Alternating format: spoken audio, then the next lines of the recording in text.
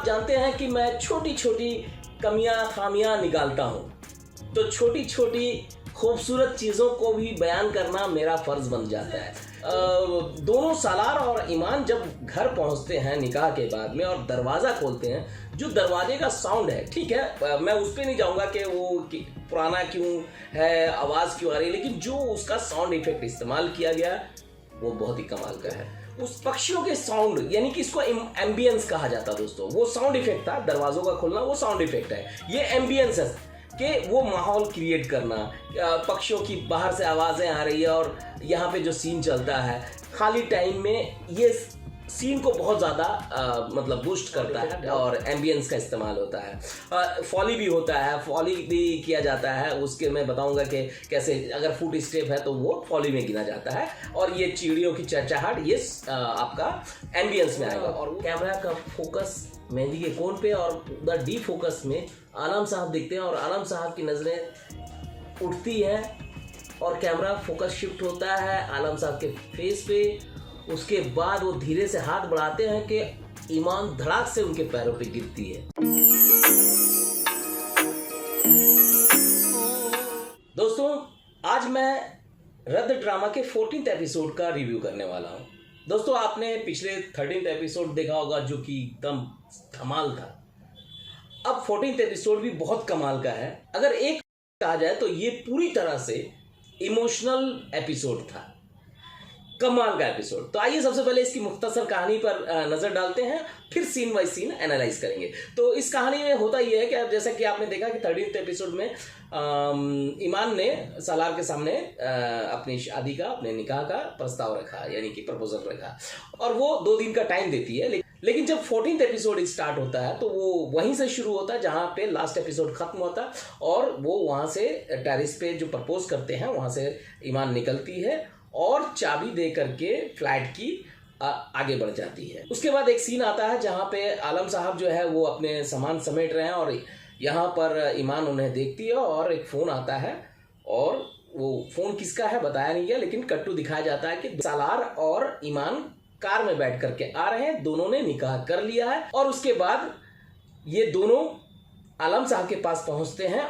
जब आलम साहब को ये पता चलता है कि इन दोनों ने निकाह कर लिया तो काफ़ी वो रोते हैं, लेकिन आलम साहब शर्त रखते हैं सालार के सामने कि तुम अपने घर वालों को राज़ी करके ले आओ तो मुझे कोई एतराज़ नहीं। और फिर सालार गया है अपने घर वालों को मनाने। ये इस एपिसोड की मुख्तसर कहानी थी दोस्तों। आइए सीन बाय सीन एनालाइज करते हैं। दोस्तों, सच बता रहा हूँ, मज़ा आ जाएगा इस ड्रामे के रिव्यू करने में। मैंने आज तक बहुत कम ऐसे ड्रामा है जिनका इंतज़ार किया हो कि अगला एपिसोड कब आएगा। ये उन ड्रामों में शुमार होता है, मुझे बहुत पसंद है, क्योंकि ये ड्रामा इतना इंटरेस्टिंग है कि आगे क्या होने वाला उसकी बेसब्री से हम लोगों को एक एक सप्ताह इंतज़ार करना पड़ता है। ये एक बाकायदा जुल्म है दोस्तों।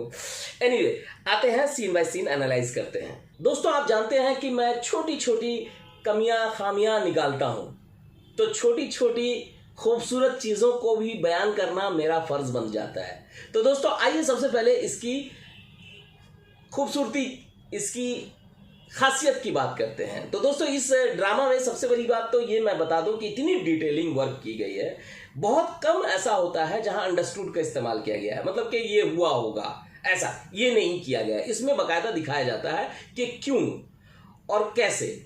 जब ईमान और सालार दोनों उस फ्लैट के टेरिस पे पहुंचते हैं और प्रपोज हो जाता है, दोनों वापस आते हैं, पहले तो लगा कि यार ऐसे कैसे पहुंच गए। फिर राइटर ने इतने अच्छे तरीके से उसको क्लियर किया कि ईमान के पास इसकी चाबी थी और वो चाबी रिसेप्शन में वो सौंप देती है और रिश्ते को यहाँ पे ख़त्म कर देती है।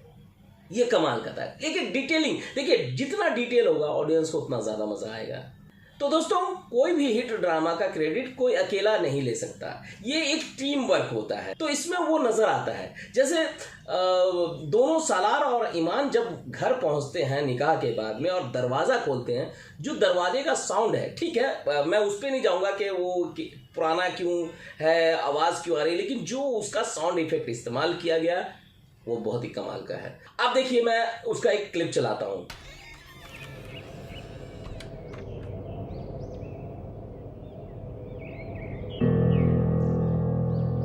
तो उसके बाद जब आलम साहब और सामने खड़े हैं और यहाँ पे देखिए पक्षियों के साउंड, यानी कि इसको एम्बियंस कहा जाता है दोस्तों। वो साउंड इफेक्ट था, दरवाजों का खुलना वो साउंड इफेक्ट है, ये एम्बियंस है कि वो माहौल क्रिएट करना, पक्षियों की बाहर से आवाज़ें आ रही है और यहाँ पे जो सीन चलता है खाली टाइम में, ये सीन को बहुत ज़्यादा मतलब बूस्ट करता है, बहुत अच्छा खूबसूरत बनाता है। तो इसलिए ये साउंड इफेक्ट और एम्बियंस का इस्तेमाल होता है। फॉली भी होता है, फॉली भी किया जाता है, उसके मैं बताऊंगा कि कैसे, अगर फुट स्टेप है तो वो फॉली में गिना जाता है, और ये चिड़ियों की चहचहाट ये आपका एम्बियंस में आएगा। तो दोस्तों इसमें जो साउंड का काम किया गया उसके लिए साउंड इंजीनियर को बहुत बहुत मुबारकबाद कि उन्होंने कमाल का काम किया है। दोस्तों कोई भी सीन खूबसूरत बनता है राइटर की सोच और डायरेक्टर का पिक्चराइजेशन का तरीके पे और एक्टर का परफॉर्मेंस, उसके बाद बैकग्राउंड म्यूजिक, सभी चीज़ें, चाहे वो पिक्चराइजेशन, सारी चीज़ें मिल करके एक मुकम्मल सीन बनाती है। तो दोस्तों ये सीन इतना कमाल का था, जब निकाह करके सलार और ईमान आते हैं तो घर पर दरवाज़ा खुलता है और वो बोलते नहीं है। देखिए लंबे लंबे डायलॉग्स बोल करके सीन क्रिएट कर देना कोई समझदारी नहीं है। राइटर की टैलेंट को इससे साबित नहीं किया जा सकता। राइटर की टैलेंट देखिए कि उन्होंने आलम साहब जैसे देखते हैं और ईमान जो है वो सलार का हाथ पकड़ती है।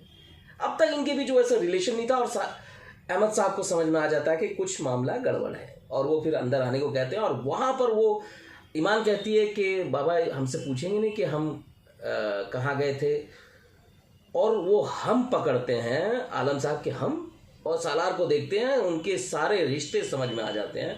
और जब बात खुल के आती है कि इन लोगों ने निकाह कर लिया है, और जो ये सीन बहुत ही कमाल का है। आलम साहब यानी कि मोहम्मद अहमद साहब जो एक्टर हैं, उन्होंने कमाल का परफॉर्मेंस दिया है और वो दिन ब दिन इतने बेहतरीन तरीके से इस तरह के किरदार को निभा रहे हैं कि मज़ा आ जाता है उनको देख करके। और इसमें तो उन्होंने एक अलग तरह का कैरेक्टर को डिज़ाइन किया है, और वो कभी भी नर्वस होते हैं या अकेला होते हैं तो वो ऐसे नाखून चबाते हैं, कई ऐसे सीन रद्द में नज़र आता। तो वो बहुत ही अच्छा बॉडी लैंग्वेज है और एक अच्छा मैनरिज्म है।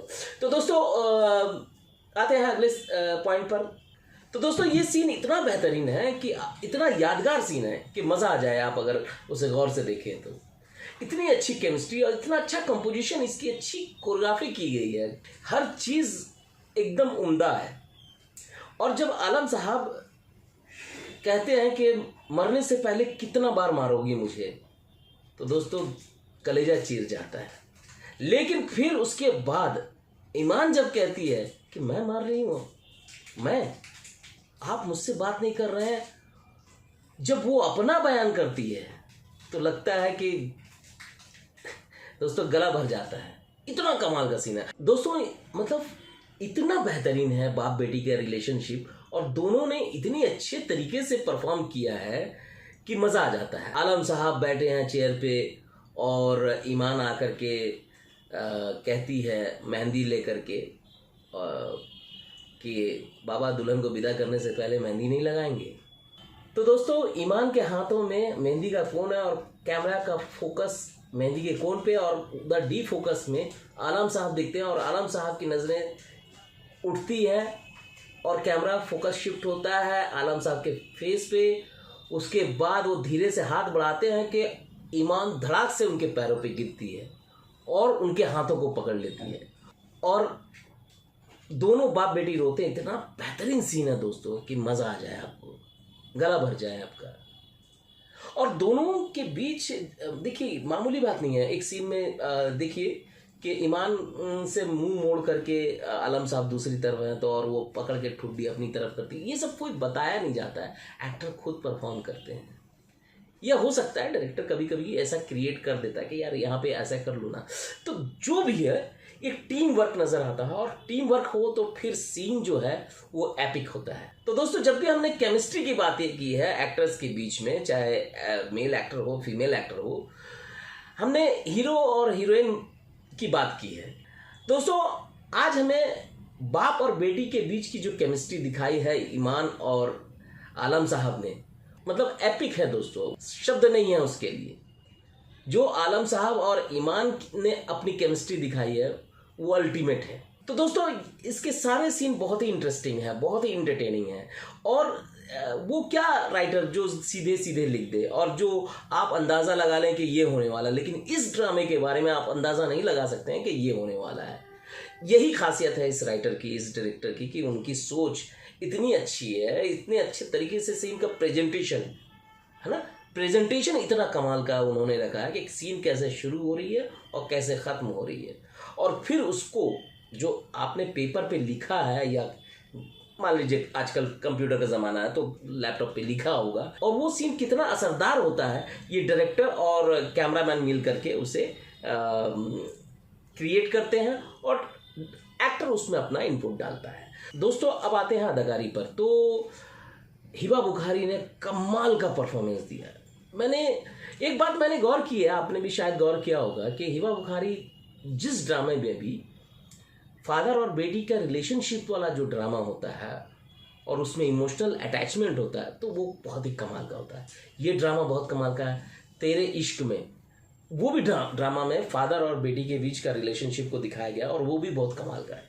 अब दोस्तों मैं हीरो का नाम नहीं लूँगा, लेकिन यहाँ पे मोहम्मद अहमद साहब का ज़रूर मैं नाम लूँगा कि वो आलम साहब के किरदार में उन्होंने कमाल का परफॉर्मेंस दिया है, मज़ा आ जाता है। और आप गौर कीजिए कि सालार के सीन कम है, जैन के सीन कम है। जैन तो इस एपिसोड में सिर्फ एक फॉरेन कंट्री में कहीं पे वो खड़ा है, लोग आना जाना कर रहे हैं, बस उतना शॉट लिया गया है उसका, उसके अलावा उसके पास कोई सीन नहीं है। लेकिन उसके बावजूद फिर सालार के पास भी बहुत ज़्यादा सीन नहीं आते। वो फिर अपने मम्मी पापा के पास पहुंचता है, वहाँ उन्हें मनाने की कोशिश करता है, उसको वहाँ पे झाड़ पड़ती है। मामा जी को पता नहीं क्या खुंदक है कि वो मतलब हैंडीकैप लड़की के साथ एकदम तुरंत शादी करने पे तुले हुए हैं, क्योंकि उनको उनकी बीवी का फ़ोन आ रहा है, जल्दी भागना है ना तो उनको बेलन से मार पड़ेगी। तो एनीवे ये सारी चीज़ें होती है इस एपिसोड में। और टोटली दो ही लोग पे बात किया जा सकता है आज के इस एपिसोड में मेरे हिसाब से, आलम साहब और ईमान रॉक्स। कमाल कर दिया है आप लोगों ने। तो दोस्तों इसी तरह की बातें मैं लेकर आता रहूँगा, मेरे साथ बने रहिए। मैं मिलता हूँ आपको अगले वीडियो में नए रिव्यू के साथ, नए ड्रामे के साथ। तब तक के लिए इजाज़त दीजिए, अलविदा दोस्तों, अपना ख्याल रखिए, लव यू ऑल।